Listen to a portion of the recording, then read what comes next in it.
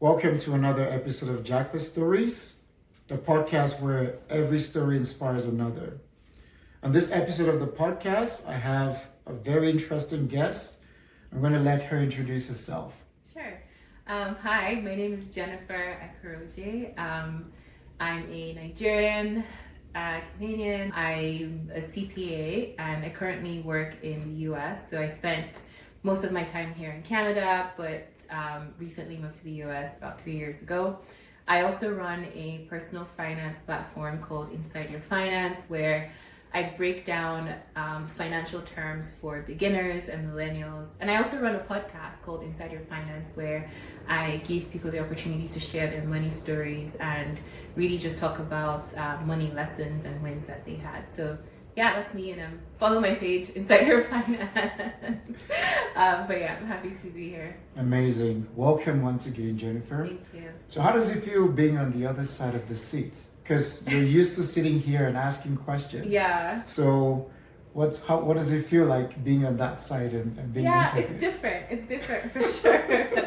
It's different because now I'm kind of on the spotlight, right? Like it's easier when I'm, asking the questions. I guess it's good because now I kind of get a feel of what my guests feel like when I exactly. Yeah. So hopefully when I get to be on your podcast, you take it easy. Oh, of course. Depending on how you take it easy on me. For sure. But here on Jakpa Stories, we're really all about collecting different immigrant stories and supporting immigrants in different phases of their journey, right? So someone who is about immigrating, someone who is in the process of immigrating, and someone who just immigrated and is trying to navigate their way around. So I believe you must have heard the word Jakpa. Of course. Okay. What does Jakpa mean to you? So Jakpa means, finding a way to chart a different course for your life, right? Yeah. Of course, in the Nigerian sort of context, Jakpa just means leaving the trenches, unfortunately. But it means leaving the trenches and just going, to get a better life and to give yourself an opportunity to build a life that's, better fitting for yourself. Amazing. I like that angle, leaving the trenches. Don't come for me, but... Well, I hope our viewers are going to take it easy. Yeah, no, because I was recently in Nigeria. Interestingly, I guess we'll talk about that, but I always wanted to move back to Nigeria. And, every time I go back, I'm reminded why we left. Yeah. Because there's just things that should be working that are just not working, and it's like, I agree. Yeah, I totally understand why people are leaving, because it's just, you get peace of mind and you're just giving yourself more opportunity to just give yourself a better life. Yeah. It's interesting when you bring that up, like you visited Nigeria and you've wanted to move back, because that's also another angle that we're making sure we don't downplay. It's not always about moving abroad or moving to North America, moving to Europe or Australia, wherever you choose to move to. Sometimes you could Jakpa, and some other times you want to re-Jakpa, right? So that's an angle which we're going to get into. Yeah. But let's go back to when you actually moved to Canada. Right. So was that ever your decision, or was it your parents' decision? How did that happen for you? Yeah, so I always say, my move here, 1 minute I was in school playing with my friends, and the next minute I'm packing my bags. And we're moving to this country that I had never, so at the time, we moved in 2006, and at the time, Canada was not, it wasn't like the US. Everyone knew the US or the UK. Canada was just this random place that I had never heard about. I had never heard friends who've gone there for a holiday. So it was honestly just definitely not my decision.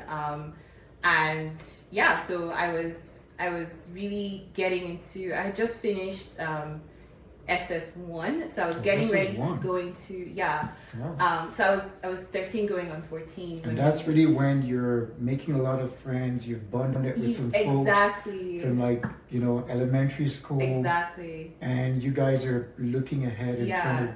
Yeah. And the thing that still pisses me off till today is, when you're SS1, you're not quite senior yet, But like I think it's when you get into SS2 that you can start to like flex your power. Right. So I'm like, I was just about gradually flexing your yeah, power. I was about to get to my turn. And my parents are like, nope, we're leaving. So yeah, I resent them. They probably knew you were gonna do some not so good things to other students. I was ready to be a mean senior. Oh my God. Yeah, I can picture it, just going back, like getting through, GS1, GS2, GS3, Yeah. and then you're getting into your senior years, Yeah. when you're really getting ready to probably repeat or probably do worse of what was done to you when you were a junior. It's your turn. But yeah, so that's my story. Like I definitely wasn't, I didn't make the decision. My parents did, and yeah, it was. So let's go back to the emotions that you felt back then. So you woke up one day and your parents told you guys you're going to travel, or how did they communicate that to you guys? Because I would imagine a 13-year-old, for myself back then. Yeah. Canada, I would probably not have known so much about it. Yeah. But maybe if they told me I was going to London, or I was going to New York, or one of the big cities, I would get excited. So, but for you, what were you feeling back then? Yeah, I think I'll say it was mixed. If I can think back, like it was mixed emotions because, as a 13-year-old at the time, I didn't understand why we had to leave. Yeah. I'll say that my parents probably kind of sheltered, and shielded us from the realities of Nigeria. Okay. So growing up, like I didn't understand the need to leave the country. I thought we had a good life. I thought life was going well, right? I was just in my own la la land. So it was mixed emotions because yes, I was excited for this new, journey. I was, I used to watch, Disney Channel. I saw high school in, America, what that looked like. So I was looking forward to that, like not wearing school uniforms and all that stuff. But at the same time, I was kind of upset because I was leaving this life, this bubble that I thought was really good and perfect. I didn't understand why we needed to leave. So it was mixed emotions, excitement for what was to come, coming here to do high school and getting to the high school drama and all the cheerleading things, which I found out the hard way that, Canadian high school is different from American high school. Not the same. Exactly. So it's not as fun and like dramatic as even as the TV shows portray it to be. But yeah, there was some excitement to see snow in real life and all that stuff. So yeah. Nice. Because I would imagine, like you mentioned, the High School Musical and all those shows that like depict what happens in high school here. Yeah. So this was back in 2006, right? That's almost 20 years. Yeah. Wow. Okay. So when you landed here, what was your first high school? I would say your immediate. When you guys landed in Calgary directly? No, so we landed in a very small town in BC called Fort St. John. Oh, Fort St. John. Way up north. Yeah. And at the time we landed, there were only about 10,000 people. That was the population, right? Wow. There were only 2 Black families, and that was my family and another Nigerian woman. So it was, so just to paint the picture of what it was like, very small airport. So I remember when we first landed, it was like in the thick of winter. And at the time it was like minus 40 degrees. Oh, wow. And they had just had a blizzard. So, and in Fort St. John, the airports are so small. So when you come out of the plane, you're actually coming outside and you're walking into the airport. You're not walking through exactly, a tunneling. Tunnel. So we landed and we came, I don't know, my parents went, I don't even know where they went to buy jackets. They bought us those, those biker jackets. And it wasn't warm enough to cover, that was my first shock, of like landing in Canada. So yeah, so we landed in BC and so my first high school experience, I think the very first thing was just, first of all, the learning style is very different. Yeah. But even just navigating, making friends and building connections. I know one of the kids asked me if, we have monkeys and stuff. Oh. So it's a typical. That is interesting. Yeah. I mean, Fort St. John, I know it's not so big. Yeah. Right? It's not a big city. Yeah. So and with a population of 10,000 back then, Yeah. and a lot of the kids had probably not socialized with a lot of black kids. Exactly. Right? Yeah. And a lot of them as well, what they know is what they've seen in the media. Exactly. Probably some of these movies where, they're shooting something in Kenya or in one of these African countries where we have a safari and stuff like that. So some of them, that's what That's all they knew. Yeah. And I feel like back then it was forgivable, right? If I got asked that question now, I would side eye you, because back then social media wasn't even a thing. Like Facebook was probably just starting. True. There was High Five, I think, still back then. So Oh, it wasn't. remember High Five? Yeah. So that was my first like social media like account, right? So, and Facebook was just picking up. So I would understand from their perspective at that time, where you don't really have a lot of exposure to, outside of your little bubble. Yeah. But yeah, and someone also asked me, if I came here on a boat, because they're like, oh, do you guys have airports, or can you get into, have you ever been on an airplane? I've been asked that before, and I'm like, okay, no, I haven't been on an airplane, I swam here. Like, what kind of question is that? So I think in high school, those kind of questions, and back then, were forgivable. Yeah. So I'll say those were kind of but in terms of, the drama that you see with like bullying and all that stuff, Yes. I didn't really experience. Oh, you didn't any of experience that. any sort of bullying? No. And I don't know if it's because it's Canada and it's, or if maybe what we expect on TV is not really what happens. But no, there was a period of time where I struggled with like my identity, because I think 13 is kind of, especially from Nigeria, I always say a 13-year-old or 5-year-old in Nigeria is different from a 5-year-old here. It's true. 5-year-old in Nigeria, I think, is a lot more mature. Yes. So a 13-year-old, 14-year-old is old enough to have like your foundational, Nigerianness, Yes. but still young enough Part of to your culture, exactly. some beliefs and everything. It's already ingrained in It's you, ingrained right? in you. Yeah. Yes. But it's still young enough to, come here and still try to be like a sponge to, take. So there was a little bit of that where I was struggling to figure out where I fit in. Okay. Was there any kind of peer pressure from, probably, I would probably ask first, how is making friends? Yeah. How did that work out for you? Was it something that just happened very quickly and naturally? Yeah. Or, because some kids struggle Yeah. with that, especially when they don't come in as, like kids in elementary school. Yeah, I think for me it was, at first I was very quiet, because I think it was the Culture shock? Yeah. And these people sound different, they look different. We don't have the same sense of humor. True. So it took me quite a while, because, I started here in grade 10, and I think the first maybe half of that, like I didn't have any friends. It was just my brother and I. And so it was really just, And your brother is your only sibling? I have two older brothers. Two, okay. Yeah, the first one had actually come to Canada before we did for nice. school. So he was already in university, and me and my second older brother were in the same high school, but he's like 2 years older. Okay. So, so I was quiet at first, I'd have my lunch in my little corner. It was sad. But I think that was just because I was kind of scared. I didn't know how to fit in. I was worried about, if I said something, they probably wouldn't understand my accent. And, the kids had asked me some stupid questions already. So I was trying to hide. But I think eventually I just kind of started to just make friends. So I actually had a best friend who we became friends just from her like sitting next to me and test like an exam or whatever. And are you guys still friends today? No, but yeah, so I'll say it took a while.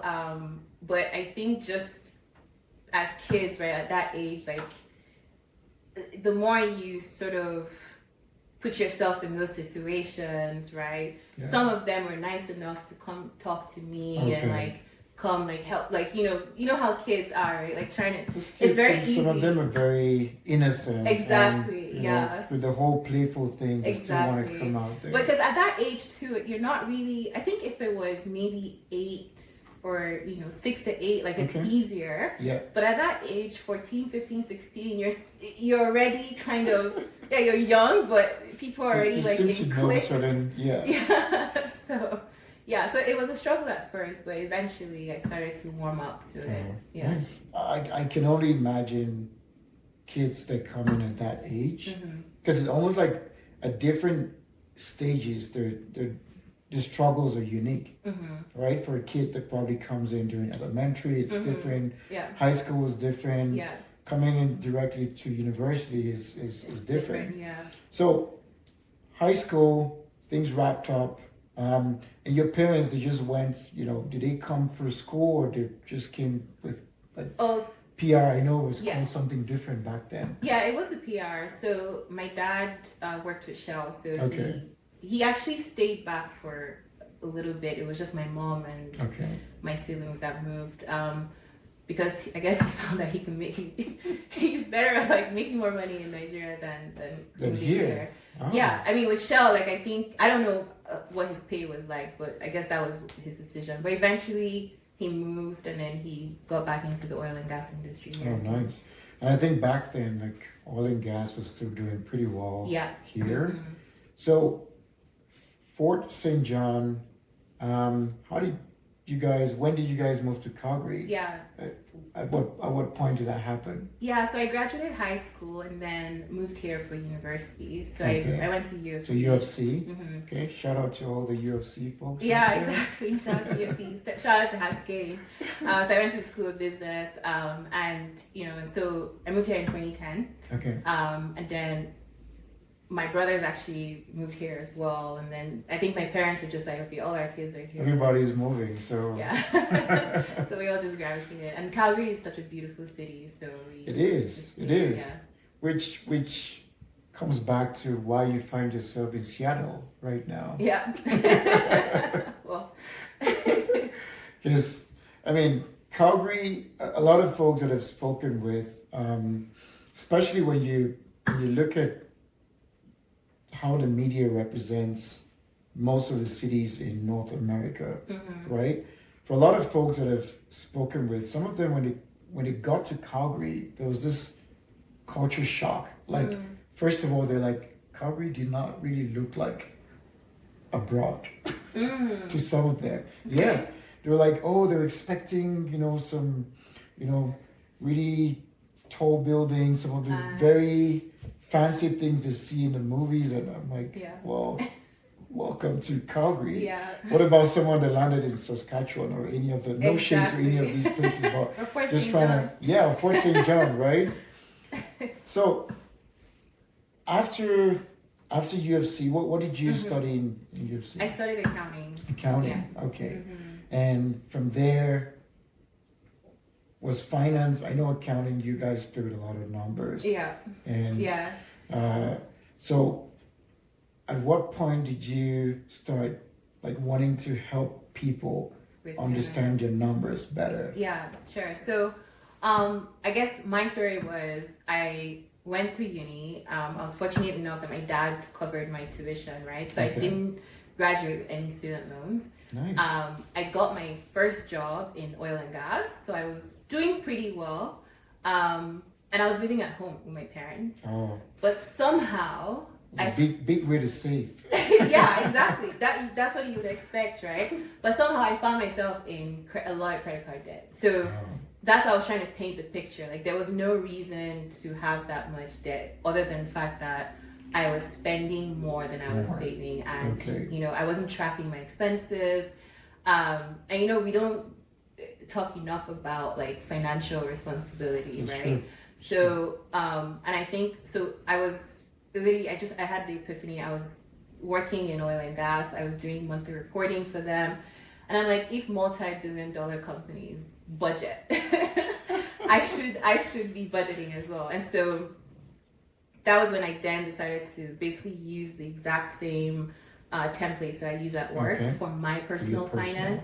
And it really turned it around. So I had like $15,000 in credit card debt at the time, and I was able to pay it off in like 11 months. And that's because I was living with my parents and I had enough money to just attack the debt, right? Yeah, it's true. But in that process was kind of where I started to learn more. I started to read a lot of books, started to, listen to a lot of podcasts and blogs, read a lot of blogs.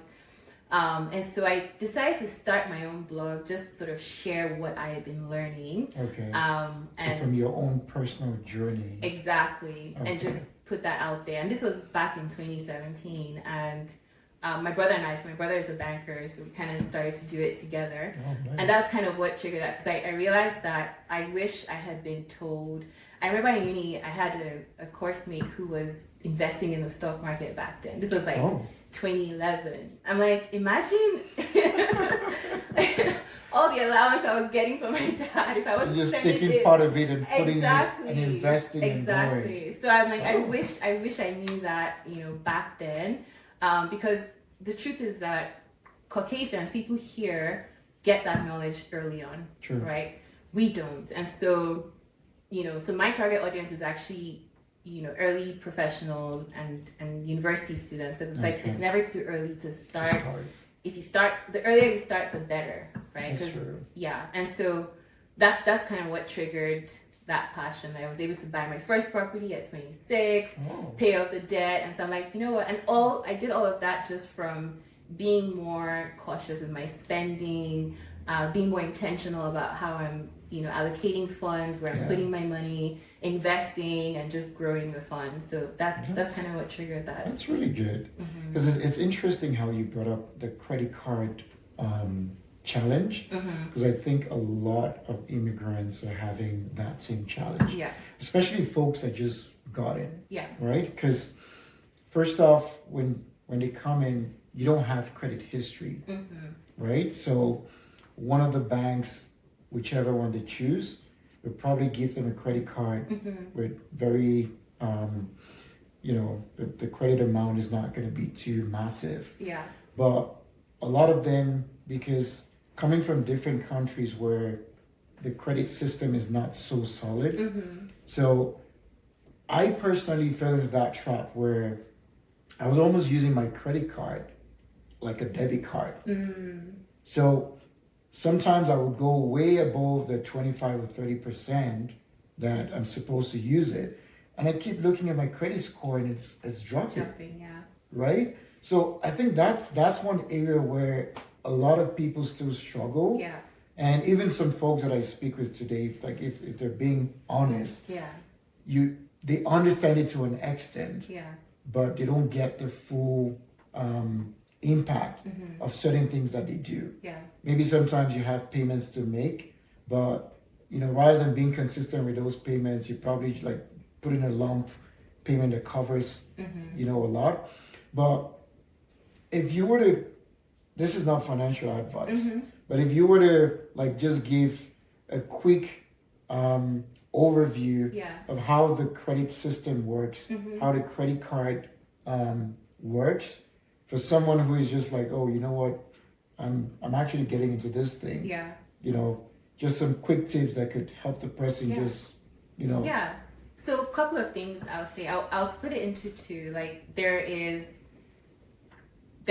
good debt and there's bad debt, and I think that as like immigrants, African immigrants especially, we were taught to fear debt, right? Like debt is bad and True. Rightfully so, right? But the truth is, in this part of the world, a lot of people have built billion-dollar companies on debt, but not credit card debt, right? So it's just to be clear. Exactly. So I think debt is not something that we should fear, but it's figuring out the best way to utilize debt to get what you need and what you want, right? Because I mean, getting an investment property, you use mortgage.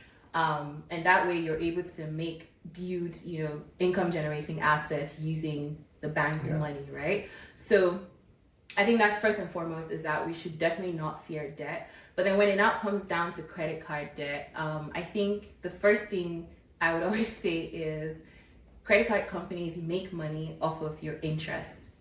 So if you look at most credit cards, last I checked, they're around on average 22%, right? Yeah. And they always tell you to only pay minimum payment. Like, the minimum payment is enough. But if you're only putting down minimum payments, yes, it's probably helping your credit score because you have that consistency with the payment, like payment history, right? But you're making the credit card companies richer because they're making money off of that balance that you have, right? Okay. So I always say, like, as much as possible, try to... And that's on a monthly basis, the 22%. Exactly. Whatever balance you have on the card, they keep charging that 22% to that. It's to that per balance. annum, but then it's annualized. So yeah, but it's still quite steep, right? So if you think about most debt or most loan that you can think, like a mortgage, for example, I think the mortgage rate's now around like 5%, right? Average, yeah. So that's in my opinion sort of a reasonable amount of or interest rate for debt that you should carry. Okay. 22% is steep, and so as much as possible, cutting it down. And there's so many different options. If someone is struggling with credit card debt, I'll say, like, there's so many different ways that you can bring that down. You can look into things like balance transfers, right? There are credit card companies that offer you a 0% interest for a year if you transfer your balance, right? So that gives you 1 year of interest-free balance where you can focus on just paying down the actual balance. Okay. Because the most painful thing is where you're making progress towards paying down your credit card, and then maybe you pay $500 and then boom, they're giving you like a $200 interest, right? So as much as possible, the first thing would just be to find a way to reduce that interest. If it's balance transfer, sometimes even calling the banks to negotiate that. I've heard that works as well. Okay. But then also making more than minimum payment, because you want to definitely reduce the balance owing, because it will save you a lot of money on those interest payments. But in terms of how the credit system works, I think, I don't know if you need me to go into let's get into it. What actually... Because I think it's going to be like a lot of folks coming in fresh. Yeah. Right? Because I try to put on different hats whenever we have these conversations. Mm-hmm. But most importantly, I think for someone who is thinking about immigrating, they're not going to bother too much about credit. Mm-hmm. But for someone who just landed and is trying to navigate and just find a way through, these are some really important things which, if I just go back and ask myself back then, what would have been important for me to learn as quickly as possible, right, so I can navigate some of this thing. I don't have to repeat some of the mistakes which other people have made. Right? So if you're speaking from that perspective, for someone who just came in, I just got this credit card from the bank. I feel empowered. I feel like I can walk into I can walk into any store and just keep swiping. Right? I don't have to pay now. If I can just make this minimum payment of $200 or whatever monthly, but that's the person that I would say I want us to speak to. Okay, so to that person, I'll say that as long as you're able to pay off the card every month, you can go to town with it, but don't spend more than, of course it's easier said than done. I know that there are times where people just need to rely on the credit. Maybe they lost their jobs or, something, things are just tight, right? But as much as possible, trying to reduce the balance owing just because of that 22% interest. Just imagine what else you could potentially do with that interest. Because it could go upwards of $200, $300, $500 a month that you're spending on interest just for carrying a balance, right? So I'll say, think about that. And then the second thing is there are a few factors that affect your credit score. So if you're concerned about having a good credit score, it's not enough to just make monthly payments. Monthly payments are great. You want to show that you're able to pay back on your loan. But you also need to look at credit utilization, right? It should not be over 30%. So your overall... That part actually got me. I'm just putting it out there. Yeah. Because I used... When I got to understand that part, I was always asking myself, but I'm making all the monthly payments. Yeah. Why is my credit score still going down? Right? And the moment I got to understand the credit utilization part, it made all the difference for me. Exactly. So credit utilization, for those who don't know, it just means that the total amount owing across all the debt or credit that you have can't be more than 30%. So for example, if your total debt or credit is $10,000, you want to keep it around 3,000 or less. So that's, if it's more than 3,000 over the $10,000, then your credit score is going to be impacted. And then there's also things like length of credit. Do they see that as a risk? Like you're using way more Exactly. Okay. If we go back to the $10,000 example, right? Yeah. If your total, maybe you have 2 cards and the total credit is 10,000 and you're at like 9,000. Okay. It's like, okay, this is a risk. There's a risk that this person is going to default on this because now your balance, you're carrying, a pretty huge amount. So, and if you have that from different banks, for example, so let's say you have a credit card from TD, from BMO, are you treating that from a collective perspective, or you're treating that as an individual? So let's say you have 10,000 from BMO, 5,000 from TD, and let's see another 10,000 from RBC, for example. Now, that's 25K total, right? Are you treating each of them to say, for RBC, for example, I don't want to use more than 3K of the 10,000, or you're looking at collectively as this is a $25,000 credit. You shouldn't use beyond 30% of that 25,000. Yeah, so it's collective. So if you think about it, it's the credit bureau that actually gives you your credit score, not the banks, right? Okay. So they look at your full picture, not just the individual. So it's like, so to your point, it's the overall 25,000, right? It shouldn't be more than 30%. I think we just helped someone else. Well, that's great to know. Now, some people get crafty. So if we go back to the $10,000 example, if you have 9,000 and your total credit amount is 10,000, some people can go open a new credit, maybe another 10,000 to like balance exactly. it up, create some more exactly, but that's risky. Well, so people get crafty, but that's sort of the game that you play to, help your credit score. You can also look at like the timing of when you make the payments, right? Sometimes if you make the payments, I believe it's at before the credit card statement date. Yeah. If you're able to like bring the payment down or bring it down to 0, your credit score will go up. So there's a lot of craftiness around it, but largely it's your payment and credit utilization, and then also your length of credit that you have. So if you're opening like a bunch of credit cards every 2 months, that's a red flag. Yeah, because it's almost like, you got this first one, you haven't finished paying it off, or you have like this huge debt attached to it, and you're going to apply for a new one. Yeah. So I would imagine the new bank or the new,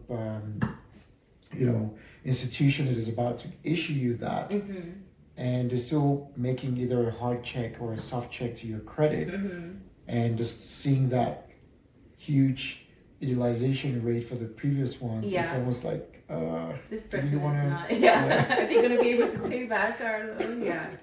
So those are Yeah, because I know almost everything we do when we go through school, you get taught a whole lot of things.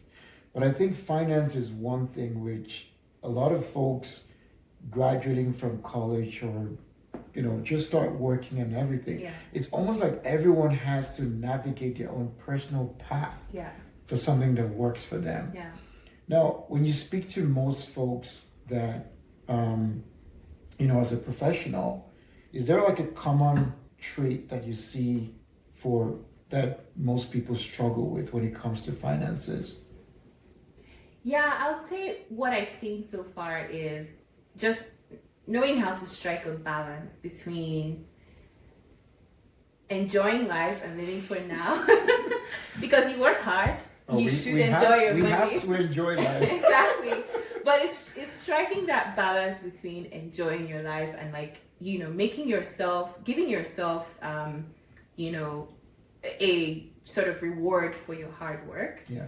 And also putting money away for the future. I think that's sort of what I've seen is some people are of the school of thought that you could, step out of your door and die right now, and so they want to just enjoy live that life, like live life on the edge. Exactly. But then again, you could lose your job tomorrow and you don't have like even 1 month of expenses. So I think that would be the biggest thing, is just balancing that, But do you think for someone who is living life on the edge and is probably banking on the fact that there's employment insurance in countries like Canada, right? Where they know they've been working, they know the government has been taking something out of their paycheck and supporting other people. Yeah. Now, for someone who is already having that kind of mindset, banking on the fact that, there's going to be EI to support them if something were to happen with a job. What are your thoughts about that? I think that's very interesting.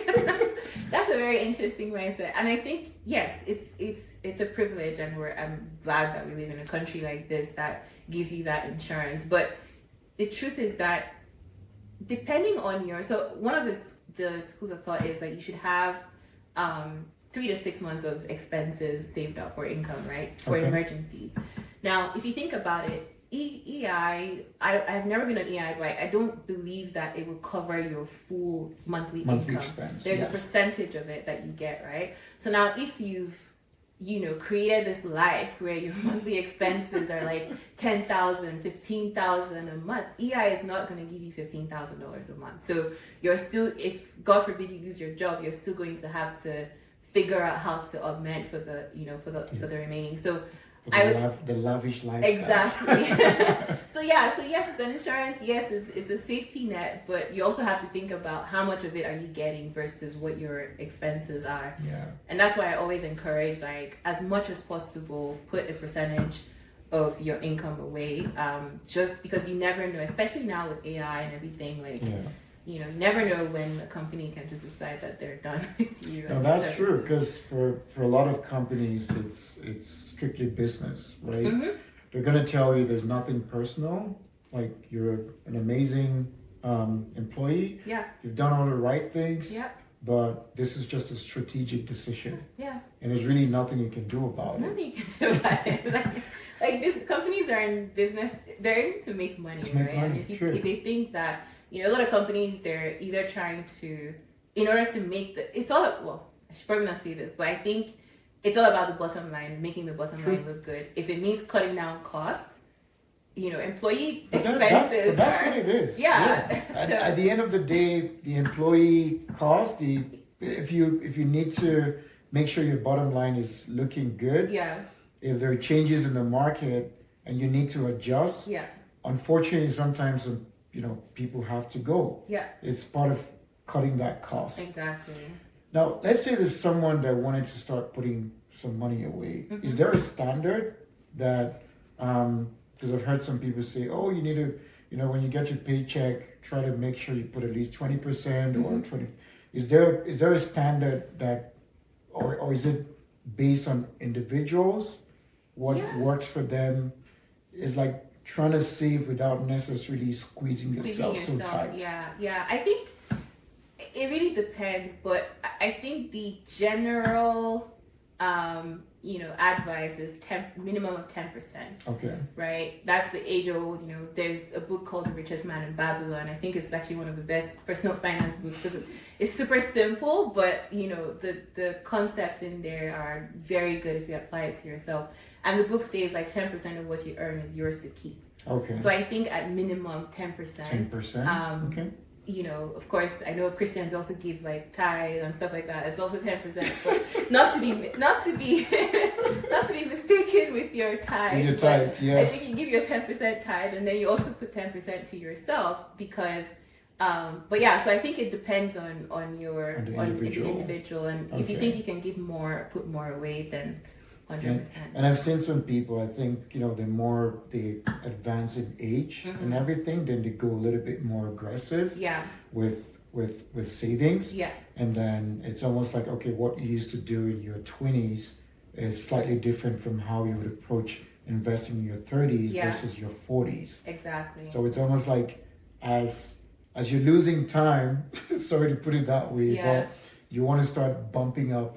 And but it's actually the other way around. So okay. If in your 20s, you can be more aggressive with investing, right? Most 20-year-olds actually want to travel the world and do a whole lot. That's the irony. The irony of it is that in your 20s is actually when you should be aggressive with investing, right? That's when you can get into like the cryptos, the fast growth like tech stocks.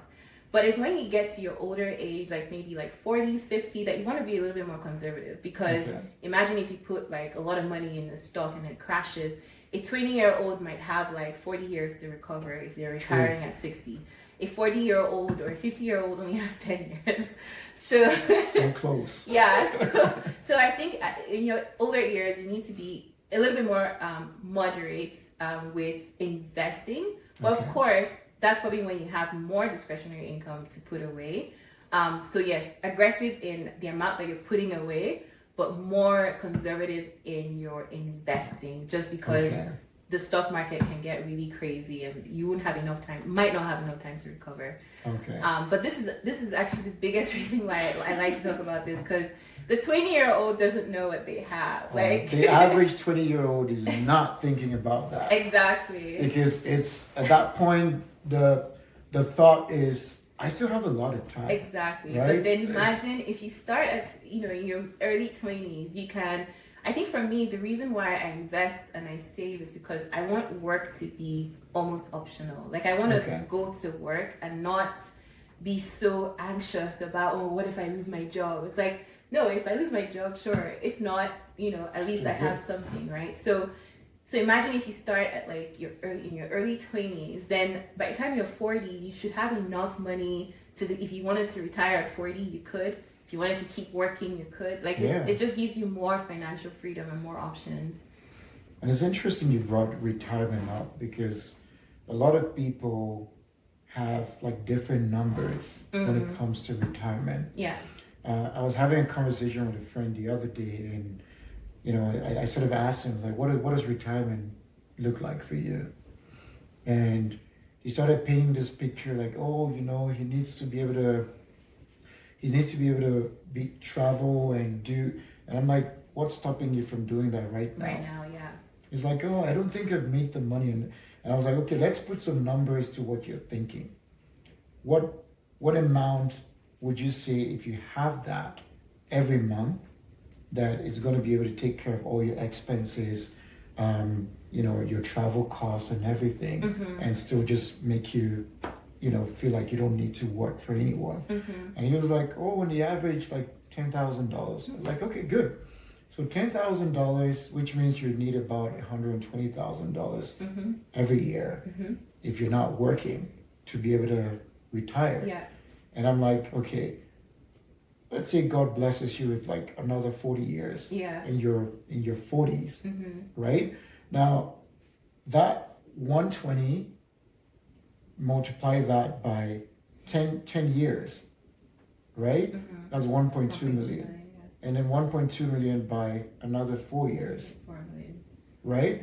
And I was like, okay, this number, does it look realistic? And he was like, yeah, like he has never really thought about it from that. Because most of the time when it's broken down into like very practical things, then it starts making more sense. And for another person, it could just be like 60K monthly that they probably need. So I've always been part of the school of thought that retirement means different things to different people.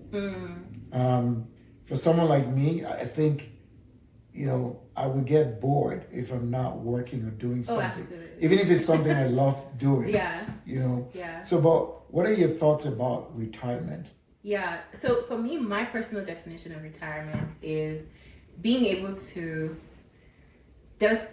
I met one of my dad's friends, like in church, a church friend, when I was in high school, and he had told me that first of all, he said like God taught him how to build wealth. He was a millionaire. He built his wealth with real estate. Oh, nice. Right, and this was in Fort St. John, right? And he was retired. He lived in Fort St. John. He lived in Fort St. John. He had his wealth in Fort St. He had like a lot of properties, and he wasn't working. He wasn't even that old, right? So of course, he's a Caucasian man. But one of the things that he said to me was that the reason why you want to put in all this effort and you want to have all this money, even in retirement, is that having the money is not just to show off so you can buy all the Fendi, and is that it gives you the opportunity to actually think about things outside of survival mode, where you're survival mode, you're thinking, I just need a job. I really like that. Yeah, it's like, it's like, you get to a point where you can actually do the things that you want to do without having money as the determining or deciding factor. Exactly. Yes. So that's kind of stuck with me, and it's like, for me, that's kind of what retirement is, right? I don't think, like, my dad is retired. He's been retired for 10 years, and I have never seen that man rest. He doesn't watch TV. Like, he's always up to something, right? So I don't think retirement is just sitting or even just traveling and having fun. It's giving you the opportunity to do whatever you want to do without having the anxiety that comes with, do I have enough money to cover my expenses, right? So that's retirement. I like that angle, because most of the times the reason why people actually go to work is because of that fear, right? Because they want to be able to do certain things, but the only way they see themselves being able to do those things is by working and getting income from, whoever they're working for. And that's why even most of the times at work and everything, so certain folks could be in situations where it's not so good, but they're just like, I need the job. I just got to keep moving, right? So I really like that part, because it's a mentality in its own, when you don't have to think about money. You're trying to do things without the fear of not having enough.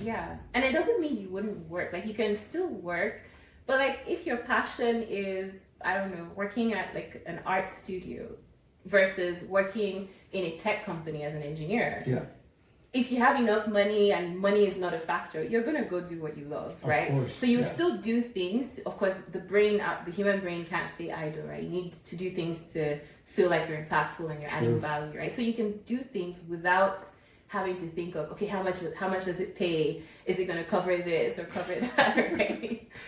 No, that's really like it's a really good angle, because when you think about the rat race and everyone just like waking up, 9 to 5, full circle, and then by Monday you start, Friday rinse and repeat. The drive is actually because when people ask themselves those questions, they don't have the answers to those questions, and the only answer that makes sense is going back to work. Yeah, exactly. So imagine being able to take care of that part. Where if someone is waking up and going to work, like, do you actually have to go to work? You're going to work because you want to make money to take care of your expenses and all that. Okay, that is all sorted out. So what is it that you're passionate about again? I once had a boss, I'm not going to name the company, but his passion was fishing. Like, this guy would take like an entire month and just go on like the sea and just be fishing wherever they fish. I don't know where. Interesting. That's his passion. And so every time I ask him, like, and he always tells anyone that cares to listen that when he retires, he's just gonna go live in his boat, right? And just, that's all he wants to do. But the thing is, he's like, the reason why he can't do it yet is because his kids are in private school. Not public school. There's a lot that comes with that. Exactly. And so, and that's it's called lifestyle creep, right? Because it's like where you now you earn a lot of money, so you think, my kids should go to the best private school, and I'm spending $50,000 a year for them, when public schools in Canada are also pretty good. Doing very well. Yes. So that's the thing. And so to your point, it's like sometimes that's just what traps people in this rat race, when you're the one that's actually put yourself in that, because now your expenses are now like too high, and you need this job to continue to sustain it. And it's interesting you brought that up, because personally, even for me, I find myself in that trap sometimes where sometimes you make more money and then your expenses just build up naturally a little bit more. Yeah. So at some point I had to pause and like be super disciplined to like, hey, if I'm making 5K, what's the difference between the lifestyle that I want making 5K and the lifestyle that I want making 10K or 20K? Like, what are the key things that would change, and how would those key things drive my expenses up? And I realized that it doesn't really take a whole lot to drive your expenses up. The things that actually drive it up is just, oh, I used to drive this car. I feel like I should be able to drive a Mercedes right now or something else. And then you go get another car that comes with like its own extra expenses. And then you're trying to now keep up with that lifestyle that requires you to constantly take care of it. There's a report that said that about 50% of people that earn 100K and up, like 6 figures in the US, are living paycheck to paycheck. Wow. And you have people who are like, I make 60K and I'm able to save. Like, what the heck are you guys doing? And it's called lifestyle creep, right? Because it just creeps up on you. You think, okay, I got a new job. It's 120K. I deserve to spoil myself. Maybe I deserve to get a bigger house. But I think it goes back to like what I was saying initially, is the biggest struggle is striking the balance, because they always say you should live below your means. Okay. But at the same time, it's like, how do you strike that balance between giving yourself the life that you deserve based on your hard work versus living below your means so that you're not overstretching yourself or stretching your income, right? But these things, it's a very delicate balance. You just so have is it a discipline factor, or it's more of a knowledge factor? Like people having that knowledge gap where they want to do certain things, but sometimes they don't even know how to do it. Exactly. Right? Like, you know, like what you talked about, which is very practical for someone who's working. I would say for the most part, I don't even track my, you know, I don't track it. Yeah. But I have an idea of what it looks like. That's what gets right. because and I think, to answer your question, I think it's a knowledge thing, because sometimes. So when I first started this whole personal finance thing, the thing that actually got me was the day I sat down. This was me at like 24. I sat down and I was like, I want to calculate my net worth. My net worth was like negative, like 15,000. I'm like, at this time, I didn't have anything. My car was, my parents bought it, like there was no reason to have that much or debt or a negative. And then, so when I started to fix it, and one of the things that actually helped me pay off my debt was I was very meticulous with tracking my expenses. Okay. So what I did was do you have like a spreadsheet? Like so a monthly spreadsheet where everything that goes out of your account, you keep track of it? Yeah. I mean, not as meticulous as that. Or you just take care of like the large expenses. So initially I had a spreadsheet where I actually, like I said, I used what I use for work, and I just recreated it for myself with like a graph and everything, right? It was a bit nerdy, but anyway, so I kind of just took, okay, here's my income, here are my fixed expenses, so my rent, or not rent, like, you know, phone bill and everything else. This was back in the day, right? And then here are my variable expenses, so maybe food or anything else I want to buy. But what I did that actually really switched my sort of ability to save and put more money away was I did the pay yourself first method, where from my income, at the time I was putting like 20% away, and then the rest of it was going towards my credit card, like repaying it.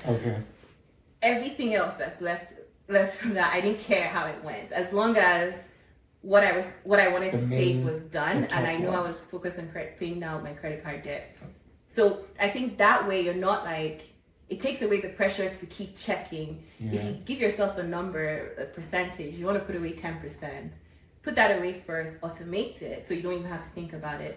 Automate your payments if you have like debt or payments or whatever, and then everything else, like, spend. That's one way to think about it, right? Because it's easier. I think I did that part. Like unconsciously, I think it took care of like a couple of different things where you get your paycheck, you've already automated it. You're like, okay, you know what?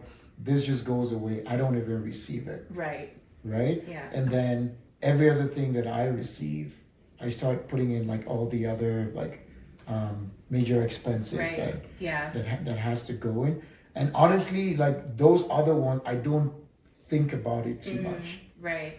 And so I think, another thing that I caught when I was tracking my expenses was I was unconsciously spending a lot of money on things like delivery apps and, things that, so that I think that's why sometimes it's important to, even if it's just like once a quarter, just go through your statement and see, okay, does this spending align with my values and the things that I want? Because I'll take, for example, I love to travel. Okay. The way I allocate my finances, it's like, of course, I have my pay yourself first, everything else is gone. But then I also put a specific amount monthly towards my travel fund. Okay. Right. That way, if I go on vacation and I'm spending from that account, I'm not worried about it because I know that I've allocated the funds for that reason, right? Yeah. And then tracking it, I know that I feel like one of the easiest ways to lose money is this delivery apps, Uber Eats. I don't know if you've actually looked at your receipt. I don't want to look at it. It pisses me off so much. I'm like, this is a price for laziness because I can honestly just enter my car and go buy the food. It's true. Because the service fee, the delivery fee, and then the tip. It adds up. And it's like, something that you could buy for just $10, you're ending up spending like close to $30 on it, right? So those are kind of things that kind of eat up on your funds. So I guess, if it's something that you're willing to just accept, that's fine. But I think those are one of the things, or one of the key, so it's your first question about knowledge. I think it's if you ignore it, you wouldn't know that you could actually fix it and you can actually like make a change. But looking through your statement and seeing how what your spending habits look like would really just give you that ability to be like a little bit more intentional about how you're spending money. Yeah. And even in terms of like people wanting to do things and not knowing that they can afford to, like travel, for example, like I said, I'm a big travel points user. Okay. So, like I made a post recently that I went from Calgary to the UK with business class, and I only paid $250 for that. Oh. Right? So it's like, these are things that if you really want to know, you can find it, and like you could, just get the knowledge to give you the ability to travel. If it's travel, if it's, whatever else it is, like people just need to get that knowledge, find these things because they're available, right? Things that would make you do the things that you love to do without breaking the bank and spending too much in it. Well, that's really, like, those are some solid nuggets there, because I'm even learning while we're talking, right? Because sometimes looking at your statement, it shows you who you are. Absolutely. Absolutely. And sometimes it's scary to look at it because if you want to do a self-audit and you look at it, then you know all the crazy things that you spend money on. Yeah. For me, for the most time, I think for me, I spend money on courses. Okay. That I never actually got to make out time to finish it. Because I think part of my struggle back then was I'm always trying to think about different ways to improve things around me. Right. So sometimes you're just on social media, maybe Instagram or whatever, and then an ad pops up. They already know, okay, these are the kind of stuff that and you hear something like, oh, you can make an extra $10K a month, and then before you know it, you get wrapped into one funnel where they show you a lot more, and then from there you're like, okay, I think this sounds good. I think I'm going to look into this, and I think there was a satisfaction that came with me, just paying for that, with the hope that, okay, I'm going to make out time to do it. But later on, I realized that you don't have to actually, like, if I told myself, if you pay for something, if you don't go through it and actually get value from it, then the next time you see something like that come up, just take a screenshot of it and tell yourself, I'm going to do it later on. Exactly. And that made a whole lot of difference for me. So pausing before you Just make pausing. the buy decision. Yes. That's so true. Just pausing. You see something you like, just pause. I like the idea of actually taking a screenshot of it, right? Just pause. If you go back to it, then it's probably important. Exactly. And trust me, about 80% of it, I never went back to it. There you go. Because I was just like, I'm not going to do this on impulse. I'm not going to let my emotions make me do this. So I'm going to take a screenshot of this. If I wake up in 3 days' time and this is still in my head, then maybe it's a pointer to go take care of it. Exactly. So, yeah. So let's come back to your podcast, because coincidentally we're already talking about a lot of finance. Yeah. Without even getting into it officially. So you've shared what the reason why you started it. Yeah. And I would think, but I don't want to assume, when it comes to giving back to the community, is that one of your main ways in which you give back, or are there other? Yeah, there are other ways. So I think the main way that I give back, because I only started the podcast in September. Okay. So prior to that, I was just making short form videos, just sharing basically everything that we talk about. So investment principles, how to invest in AI, how to use AI for your money, how to save, stuff like that. So I think just giving those free nuggets on my Instagram page. And then also recently I gave a talk to a small group of 20-something-year-olds, just introducing them to I call it the personal finance roadmap, right? So step by step to get to where you want to be, where you're either on the journey to financial freedom or already on that financial freedom state. So I like that. That's sort of so I think more of those talks because my target audience is definitely the younger generation, or even new immigrants. One of the things, so I did my own Jakpa, I guess, as an adult. From actually twice, from Calgary to the UK. I was there for a year. And was that just going to explore work or school, it was explore. So this was after COVID, and you got tired of Calgary. So tired. And I mean, now in hindsight, I'm like, a lot of people have moved recently since between 2021 and now. So Calgary is a little bit more diverse, but at the time I was just I'd been here for over 10 years. I was kind of tired. You needed something different. Exactly. So and then I also really liked the UK. I'd visited before, and I was like, I definitely want to live here. And I found out that Canada has the youth mobility visa with the UK, which allows Canadian citizens to work for up to 2 years. Oh, up to 2 years. Yeah. Interesting.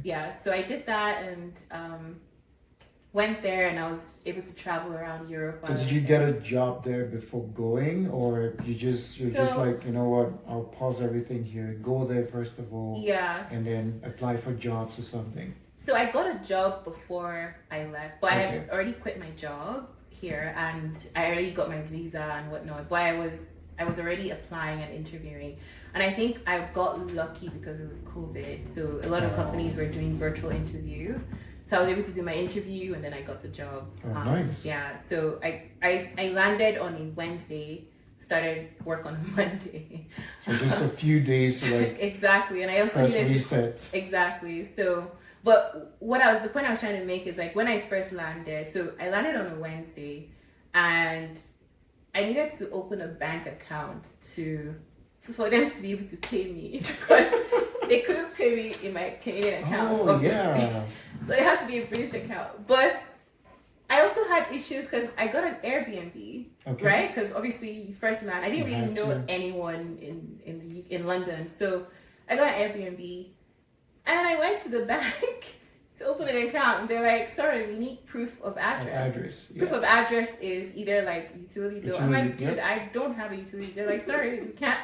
So here I am, like in this new country. And you didn't have like any friend or anybody that you if could... I knew people, it wasn't close enough that I would say, hey, can I, you know, okay. so I was so stressed. Like I remember calling my mom, like, did I just make the wrong? Because this was my first time venturing out on my own to like a new country, right? So that was the first thing. And then second thing, even getting an apartment, like they're like, you need to have a proof of funds, a proof of income. But then I don't have a bank account. To even show... So, so thankfully... And you couldn't like print out your Canadian statement to say, I've got some money where I'm coming from. Yeah. It's just not here. And then because I didn't have any like British... I didn't have an account. I didn't even have... I thought my job offer would suffice. And they're like, no, it wouldn't, because they wanted to see that like length of... Anyway, so eventually just talking to a friend who had moved from the UK, he had worked at this fintech company and called Revolut, and he's like, yeah, try it, you know, open your account there, and thankfully they did. And this is why and they didn't have like the bunch of requirements. And this this is why I always say, like, this is my plug for neobanks. Like, they just make life so much easier for you. And Revolut is actually a pretty good bank. Unfortunately, they're not here in Canada. But so that was like my first, you know, struggle with Jakpa into a new country.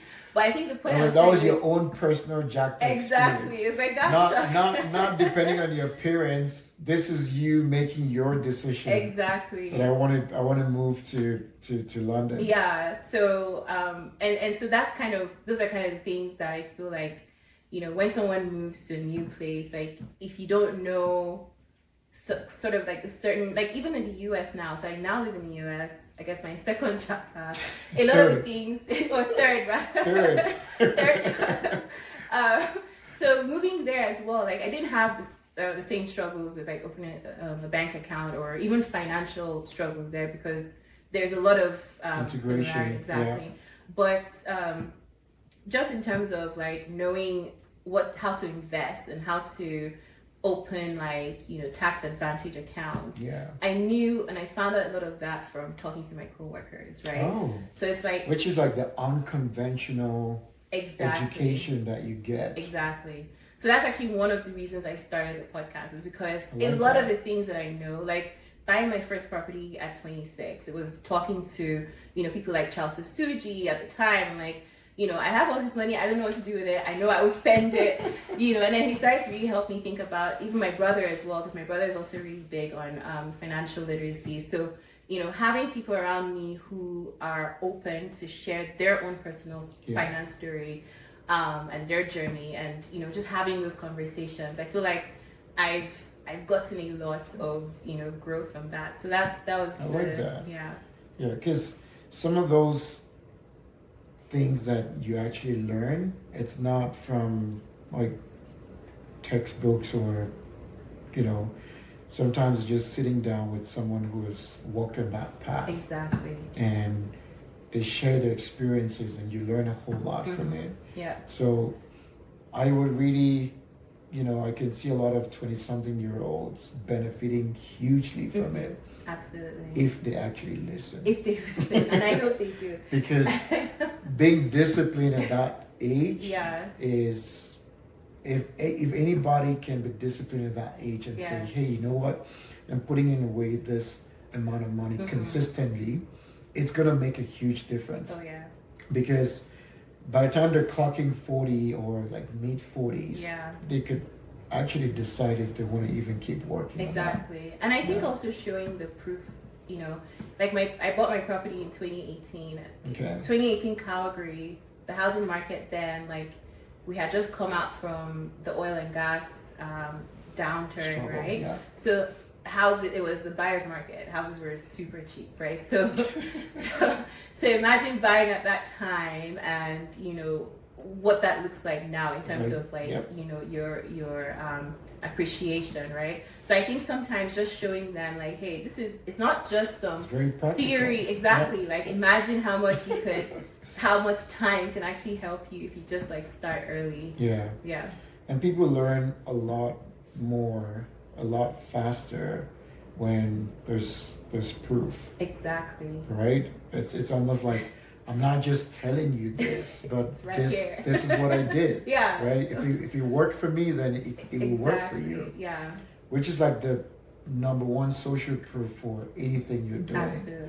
You know, so you 20-something-year-olds are your target age. And new immigrants. And new immigrants. early. So I used to say early career professionals. Okay. New immigrants, and young people. Really, just anyone that cares to listen. Okay, Because yeah. I mean, I do have some, like people in my audience who are even in their 40s, but they just never like I know someone who she has a lot of money saved up, but never really got into investing. Yeah. And now in their 40s thinking, oh my gosh, had I started earlier, imagine how much more you could have, Yeah. right? So it's really just anyone who's sort of that beginner who wants to learn the key principles with, saving, budgeting, investing, Yeah. and getting started. That's pretty good. Mm-hmm. And congrats on your podcast, by the Thanks. way.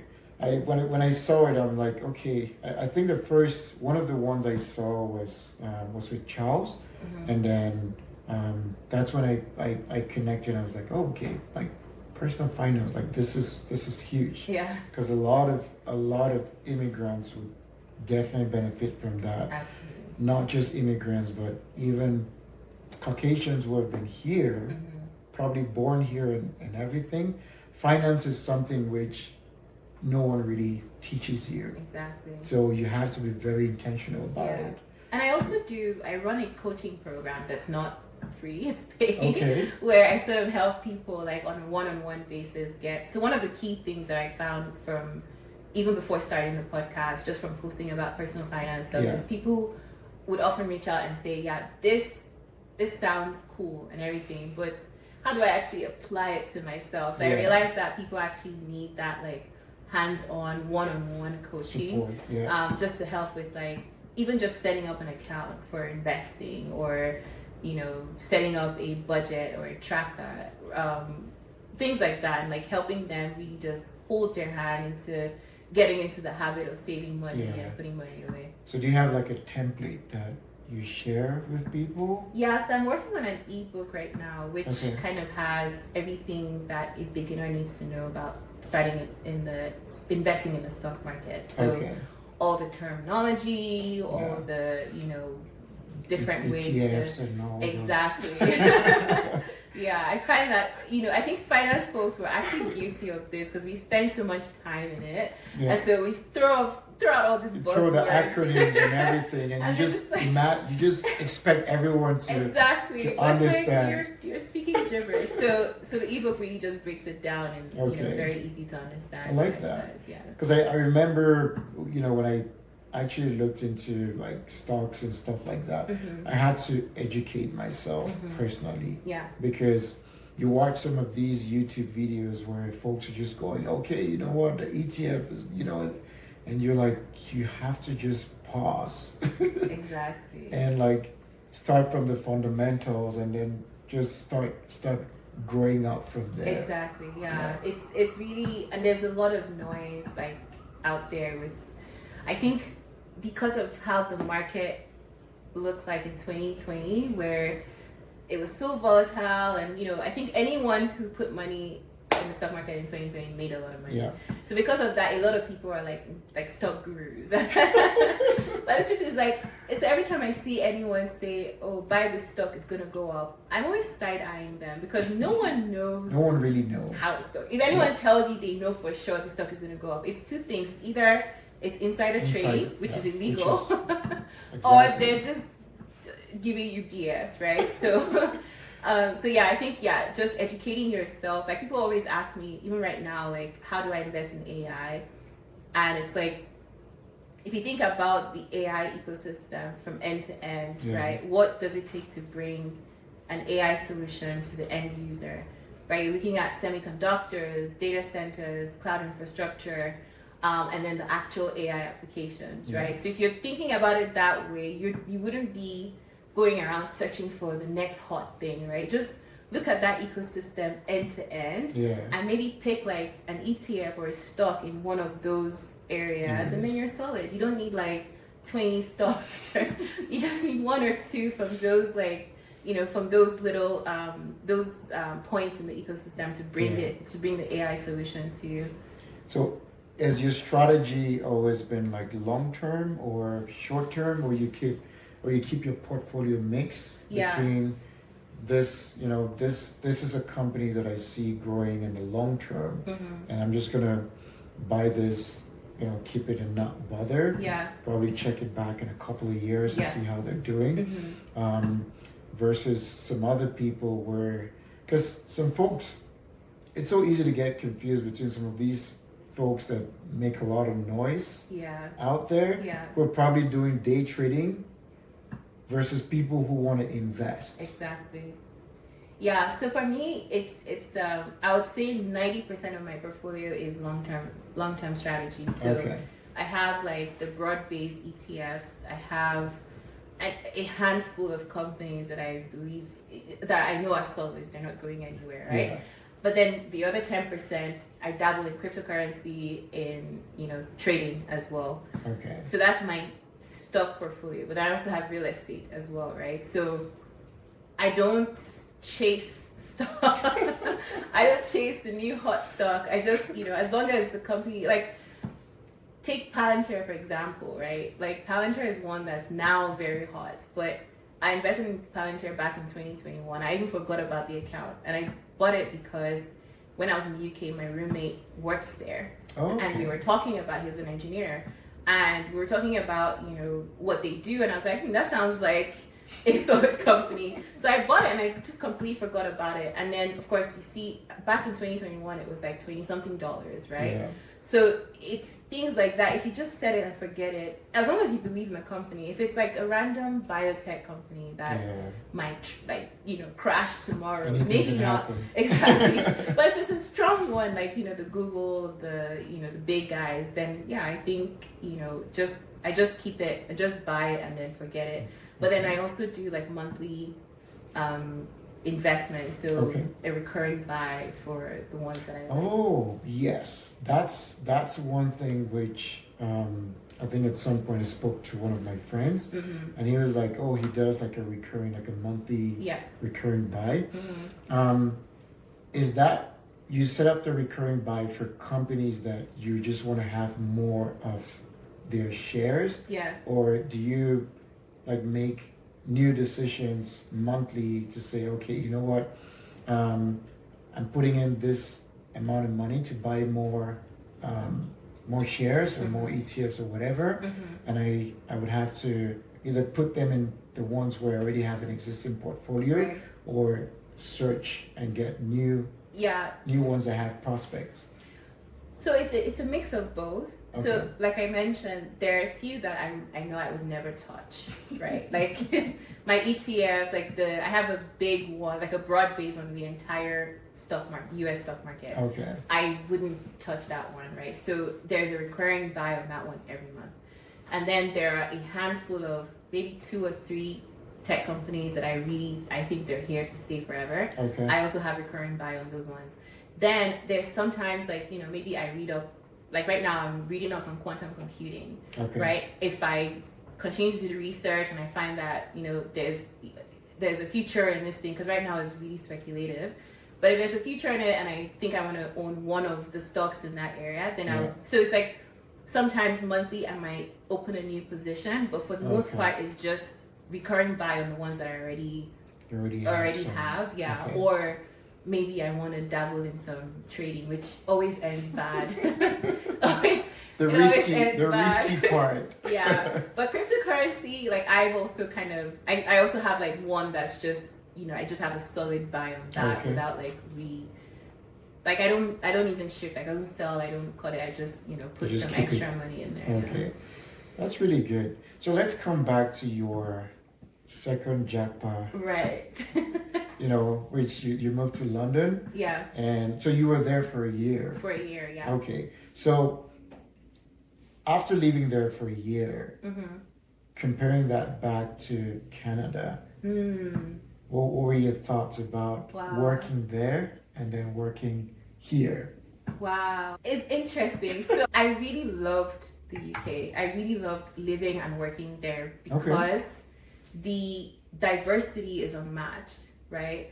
I went into a store and some Indian guy was telling me Bawani because he just knew that I was Nigerian. Oh, so he assumed that I spoke Yoruba, right? That's interesting. That's how diverse. It's like, you're people who don't even look like you are actually making an effort to show that they actually know your culture, right? That's how welcoming and how much they embrace the difference. And unfortunately, that's more than I can say for Canada, right? I think it's getting there, but there's still a little bit of that, still quite a distance. Exactly, resistance. So in terms of like work style, I think I really had a great time working there because I didn't feel like I needed to worry too much about my skin color or anything like that. It was everyone was just kind of chill. And then living there, I think one of the things I loved the most about living in London was ease of travel. I went to Switzerland with like 30 pounds. Yeah. Right? Ryanair and EasyJet, you can go to a new country, like 40 pounds, 50 pounds. And then like maybe an hour and you're there. France is only like an hour. You're not traveling halfway across the world. Exactly. So I think that diversity, ease of travel, and really just being in a place that has a lot of history. Yeah. It was just a different feel. Now the downside to that was, like I mentioned, I had a roommate, so it was quite expensive, and you could I guess if you wanted to get like a 1-bedroom apartment, but that's like maybe £3,000 a month, right? And then what you even get for that is like a really small box. So I think in terms of like the standard of living, yeah, I prefer Canada to that because here you can get a pretty big house with a yard, very sizable. Exactly. So that would be the only downside. But in terms of like overall the non-tangible things, I would say it's worth it. Yeah. So you were there for a year, and then so why didn't you stretch beyond that? So what had happened was so while I was there, so I took a contract role with the company I was working for because I was like, I didn't want to get like locked in. But then I got to a point where I was like, I think I'm ready to get back into my career trajectory. So I decided to apply to the company I work at right now. I was applying every day because that was the only place I wanted to work at. Oh, really? Yeah, I just had a stroke. I just wanted to work there. Like there was no. You're like, it's either you guys or nothing else. Or So, and what I was thinking at the time, because I know they have a location in London, so I thought if I got the job, I could just negotiate and ask them to allow me to stay for the remainder of my term. So that's what I was thinking. But then I finally got the interview, finally got the job. And I told them, hey, this is where I am. Exactly. And at the time they were still remote, right? They didn't have this whole return to office thing. So I was like, can I just stay like while, and stay for the rest of the year? And he's like, yeah, unfortunately, because my role is sort of in the strategy and corporate, you have to be in the corporate office. And I was like, interesting. It was a really tough, that was the tough decision because I had to balance like the desire to, because I really loved living in London. But then I also wanted to like continue in my career progression, so I had to balance it out, and I eventually took the offer. So you moved from there, and that was straight to Seattle. So that's like completely different experience from your Canadian experience. Moving to Seattle and then starting afresh again. What was it like when you got there?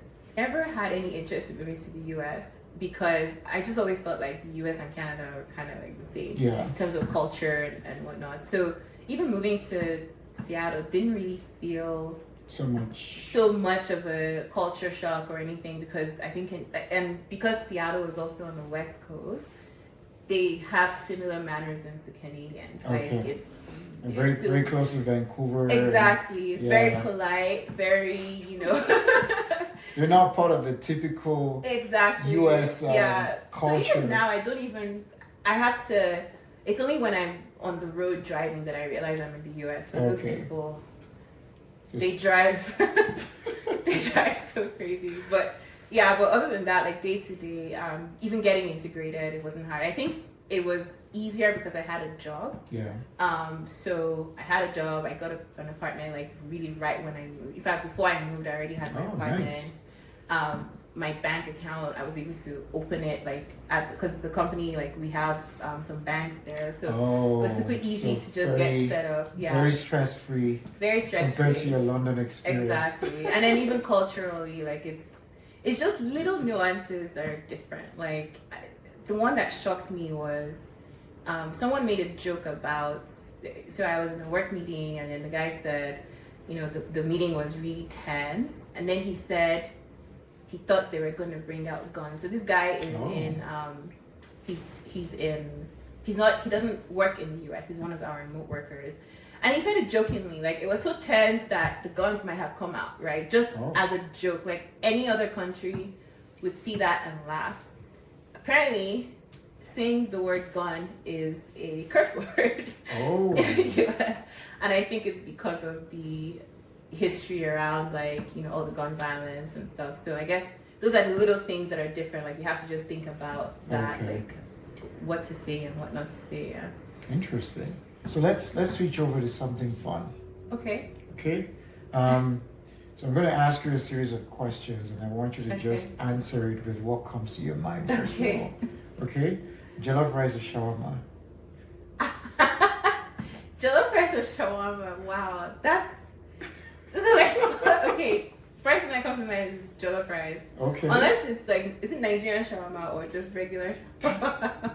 Everyone that gets to answer that question always clarifies whether it is Nigerian shawarma or now it's Nigerian shawarma. Nigerian shawarma. No, I'll still choose jollof rice. You still choose jollof rice. I can eat jollof rice to come, but like I feel like shawarma is that kind of thing that you get tired of. Yeah. After a while. So what was your experience with like the Canadian shawarma, and then comparing that back with like the Nigerian shawarma that you know? Yeah, so it's actually the opposite for me. So what I knew was the Canadian shawarma. One?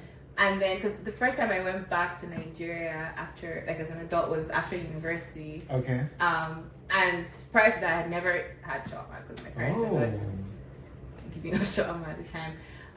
But I went to Lagos. I actually grew up in Port Harcourt. Okay. So Lagos for the first time. So it was like 2015. Yeah. And then I tried. The Nigerian shawarma. And then, interestingly, I'd actually been to Dubai, and the shawarma is like, that's where it comes from, right? It's the Middle Eastern thing.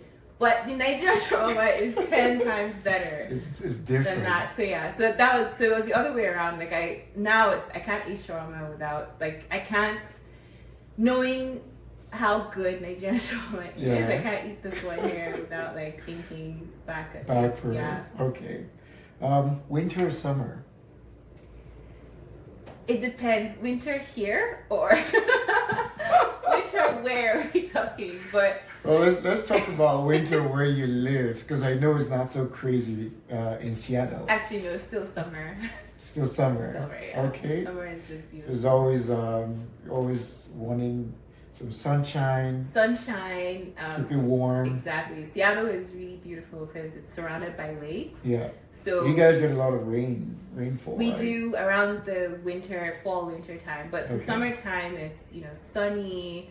The summer isn't as it's not as crazy. So maybe like 30, 31. But then the lakes are just beautiful. So it just makes it really nice and green, and the water is amazing.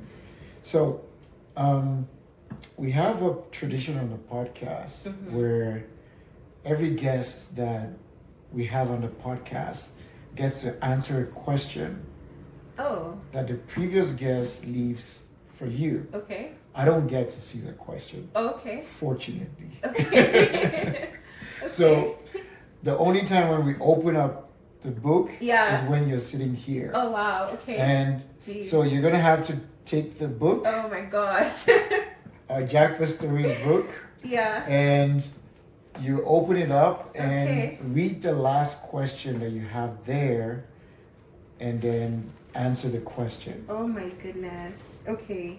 The last question, right? Yes. So should I read it out? Yes. If you had an opportunity of writing your story, what will be the caption and why? That's an interesting one. Oh, gosh. Okay. The caption of my story. Wow. Let me think about this one. That's deep. Yeah, it's very deep.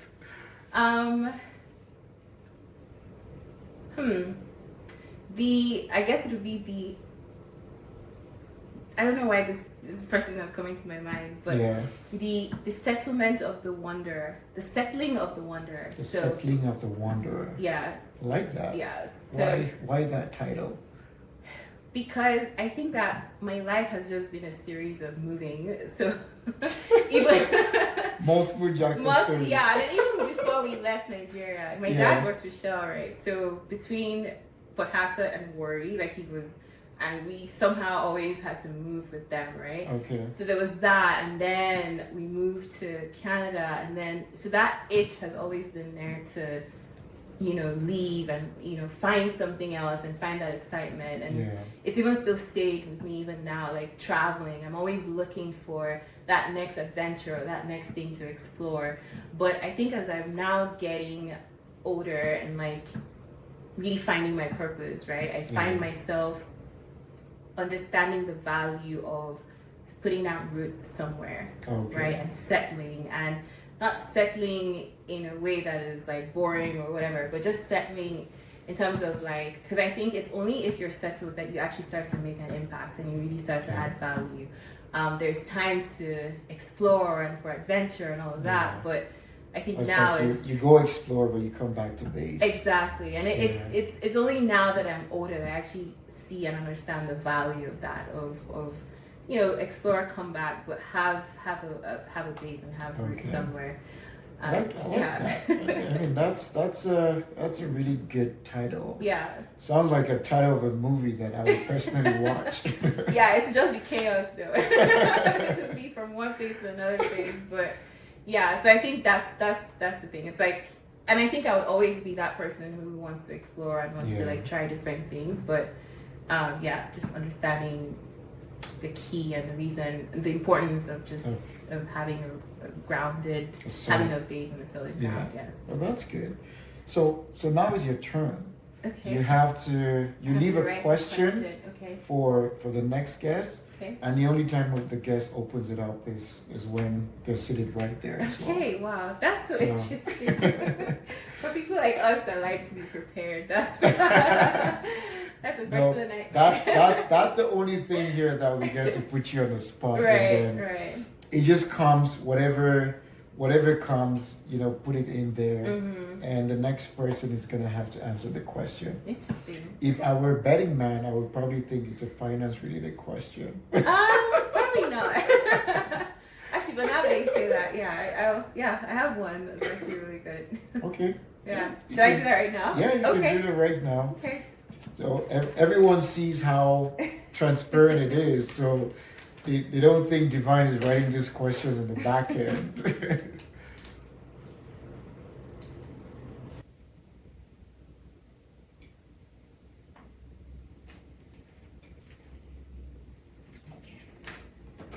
Okay? Yeah. Perfect. Interesting one. So it will be interesting for the next guest to navigate those questions. Mm-hmm. So about your Jakpa story, I recall you mentioned that you wanted to move back to Nigeria at some point. Yes. I'm sure, I don't know if it's part of the adventures of the wanderer. Well, but what made you want to go back, and what made you not move back? Yeah, so the reason I wanted to move back is largely because I didn't understand the reason we left. Okay. Right? I thought that our lives were perfect in Nigeria.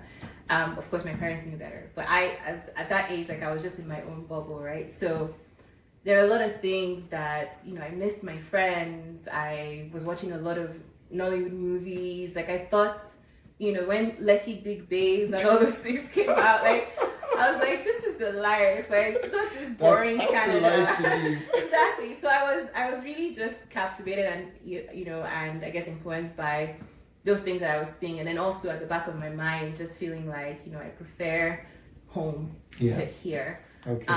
But and at what age were you thinking about that? Was it like when you were still in high school or like in college? It lasted for a pretty long time. Okay. So I kind of, So I don't know if my parents will see the this, idea but yeah, I think I a little bit of me almost, felt like it was punishment leaving Nigeria. So I think all through high school, it wasn't as strong in high school, but in university, it was even stronger because there was that desire to, go back to the place that I knew. Yeah. And then also, I also started to feel like, I could make more of an impact at that age, right? At that stage and at that age. So much so that when I graduated, because I kept bugging my parents to take us back, like, just to visit, right? And they're like, no, it's not happening. And so I was like, okay, when I finish school, that's the first thing I would do, because now I'm graduate, like I'm not, You call your shots. Exactly. So I had, because before I graduated, I did an internship. So one of the biggest goals for me from that internship was to save money so I can afford my own flight, because I know my dad wasn't gonna fund that madness. So I did. So I went back by myself and a friend, and took a job actually at my family friend's company. That's interesting. Yeah, and I worked there with her for 3 months. The only reason I came back was just because I was starting my first job. Okay. And my mom was also like, oh, it's time for you to come back. But she's like, enough of this madness. Enough of this madness. But come that's back how here. Much of, I had the time of my life at that time. At the time I was like 21, 22, right? Okay. Now, after that, I went back again 3 years after, like 2018. Okay. It's a little bit more mature. I had, I had investments here, so a little bit more grounded.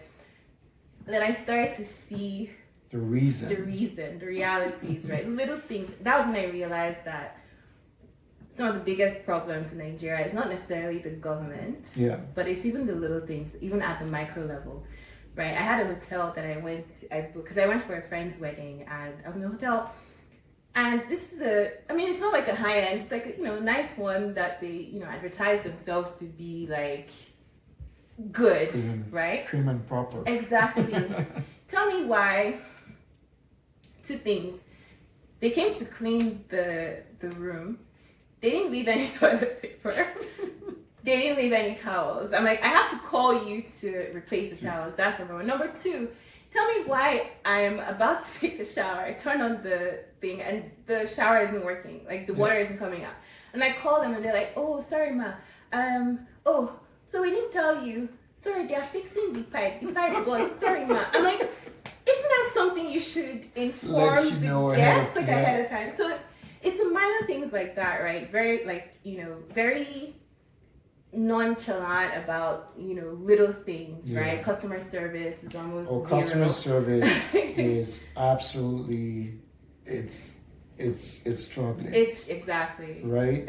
I don't want to say zero because I see some folks like really trying, but the thing is, if you try to compare customer service in North America, or I don't know what your experience in London was like, but if you try to compare the customer experience that you see people going above and beyond to get stuff done, to comparing it back to what you just described, it's like worlds apart. Yeah, especially when you feel like, all right, this is advertised as, it's not luxury, but like a little higher end. So you expect, and they're charging for it. Exactly, you're paying for it. So you expect a certain service. So things like that, and just the little things, just it just made me realize that this is not.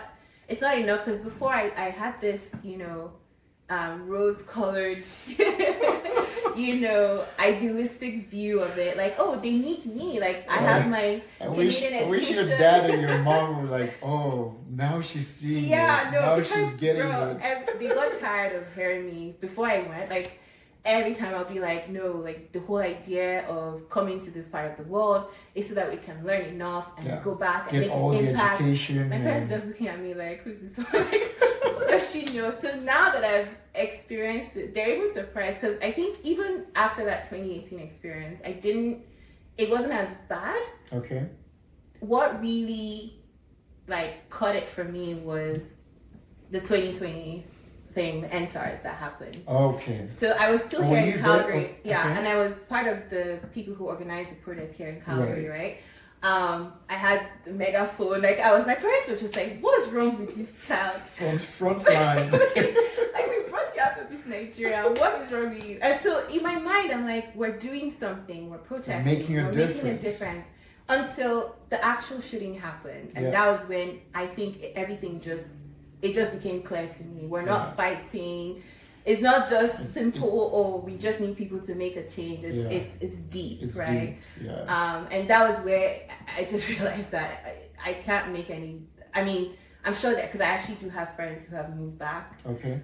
Who are doing okay for themselves, and they wouldn't even think about coming back here, right? Oh, okay. So there are people who, and I always say the same way there's a wave of people moving here. There's a wave of people moving back. Even African Americans moving to Ghana and building houses there, right? So it goes both ways. So I understand that, the back and forth. But for me, I wanted to move for impact because I thought Nigeria needs me. I'm going to fix the country. See, they burn your cable. They burn your passion. Exactly. So now, I was even just back in last month, and it was even much worse. Just in terms of I'm the little things that could actually help. I actually heard. So Lagos is the only place where you see a Rolls Royce driving in a pothole. I'm just if you have enough money to buy a Rolls in Nigeria, Royce, if you're buying a Rolls Royce, it's cash. It's course. not car payments. There's no credit. Exactly. There's no credit. You're dropping it down 100%. People are driving G-Wagons, cash and stuff. So it's why don't you just put the money to fix the road? And then apparently someone actually said that some of these people would actually try, but when they start, the government will come and be like, "Oh yeah, pay up." Yeah. So because it's you're trying to do a job that is not your job. So it's you're trying to use your personal funds to fix a road. I mean, there are people that live in estates where they can get to do that. Yeah. But if you have to do that on a public road where either the local, the state government, or the federal government has to take care of it, you have to explain why you're venturing into areas where they are in charge. That doesn't make sense because it's but you wouldn't fix it yourself. But No. when someone wants to take the initiative, they'll tell you the budget for that is coming.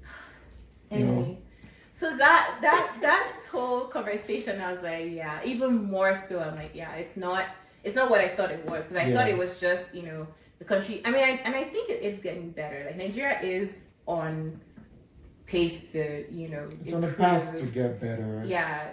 Which I hope and pray does. Yeah. But that's a very interesting angle, because I think most of the time when people hear Jakpa, they always think, oh, it's always moving from either to the developed countries or so. But there are a lot of people that have come, they've achieved whatever they want to achieve, and they're re-Jakpaing back. Oh, yeah. They're immigrating back to wherever they want to go to. There's quite a few, actually. There's actually a group in Lagos called Nigerian Canadian Association of Lagos. And it's a bunch of people who schooled here, who came here for university, maybe lived here for a while and have moved back. And it's a sizable group. That's interesting. Yeah, so it's and I think that's actually a really key thing to point out too, is that I think a lot of people would rather, in my opinion, I think a lot of people would rather be in Nigeria because that's home, right? It's home. If things were better. Yeah. Yeah. But that's the truth. If things were better and you don't have to, chase after people when you do a job, right? Imagine the peace of mind, for example, that you get when you work. You don't even think about it. You're like, hey, I've done my part. That's a right? part that I just don't understand. I've heard stories. But you hear stories of people who put in work and then they're being paid for months, right? They've done their part, and there's nothing you can do about it. Yeah. If you want to go make too much noise, they're like, okay, I think this one we need to. Yeah, and I hear stories of people you work somewhere and maybe you make a mistake and your boss will be like, I'm gonna deduct that from your pay. I'm like, Yeah. can you imagine you work here and like maybe you send the wrong document and your boss will be like, I'm not paying you $5,000. Like, in which world would that happen? Because here you're encouraged to, you can fail, but fail fast. Exactly. And learn from the failure, and then then there are reinvent. employment laws that protect you from that BS, right? No, like no, that's there's no law that in protects you from Nigeria. that. but it's really good hearing that side of the story because we try to keep things balanced, right? As much as so many people are thinking, oh, they want to immigrate, they want to. There are pros and cons to all of this, right? But for the most part, I personally feel that there's a lot more pros compared to the cons of being here. Oh, absolutely. Right? But at some point, for people who are thinking back, or for people who never made the choice to immigrate, because I think for you, that was your opportunity to, to stress test the fact that your parents immigrated with you guys here. You wanted to check it and you wanted to confirm, you wanted to make that decision for yourself. And I think that experience helped you to make the decision for yourself. Absolutely. I mean, it's still there. There's still, I always say, I always say it's a complete, I'm never going to move back. It's just a matter of, I have to make sure that the conditions are right. I now understand why people will move back and they will live in Banana Island. They're in their little bubble, right? So it would be that. It would be move back. Because, I mean, there's just something that there's value that can't be placed on living in a place that is home, where people look like you, sound like you. There's no need to code switch. You don't have to worry about, racism or anything like that, right? You're just yourself, right? There's that. And then there's also Nigeria, in my opinion, has a lot of opportunities for investment opportunities, business ideas, things that you can, but the only people that might have access to that are people who have the money and have the access, right? Or access, whether through influence or through their network, right? But I think there's opportunities in Nigeria, but I'm only able to say that from a place of privilege because I have my blue passport. I have options. If it doesn't work out, I can If it was just leave. the green, I think it would have probably been different. Exactly, and there's a fallback because I have my work experience here. I have everything here. So if I went back, I actually have a close friend. Even as we're saying this, she's a Harvard-trained lawyer. Worked at a pretty big law firm in the U.S. for years. She just quit her job last year and moved back to Nigeria. Oh wow! Yeah, interesting. And she's there. So it's if the opportunities and if if all the different things align, I don't see why not. But I think there would be a period of adjustment, just like when people come here, right? True. You have to adjust to the madness. Yeah. You can't expect certain things to be done the way you expect it here. But I think I wouldn't say it's a complete write-off, but it's just it's a matter of when and how. Yeah, no, that's very true. Well, Jennifer, thank you so much for spending time with us and sharing your experience and teaching a lot of us. I'm not talking about just you guys, even for me. Right. And I think finance is a very key part of how we get to grow and thrive, which I think you're really touching on it. So for most of our viewers out there that want to learn more about what you're doing, how can they find you? Yeah, so I'm Inside Your Finance on all platforms. So you can find me on YouTube, Inside Your Finance Podcast. You can also find me on Instagram, Inside Your Finance, and also on my personal page, JENAIK, where I share more short form videos like this about personal finance. Okay. And for those who are interested in not just learning the surface things, but probably want mentorship, would they be reaching out to you directly, or how does that work? Definitely reach out to me on either my LinkedIn or I'm actually going to be putting up a link pretty soon here on my LinkedIn where you can reach out and just book a discovery call. You can also reach out on my personal page on Instagram as well, JNAIK. Amazing. Jennifer, thank you so much once again for being here on Jakpa Stories Thanks podcast. for having me. And it's been an amazing conversation. Yep. I'm sure we're going to check in again in a couple of months to see how things are progressing. Absolutely. And congrats to you as well for putting this together. And thank you for taking the action to, because I think it's really important to really just hear people's stories, because that's how we learn when we share, right? So thanks for putting this together, and thanks for having me. It's been fun. You're welcome. Yeah. Okay, well, shout out to Jakpa Stories podcast. This has been a phenomenal conversation, and I hope you learned a thing or two from it. And also tune in for more episodes, because I know that Divine here has a very good list of guests that are coming. They're going to share so many nuggets, so you definitely don't want to miss it.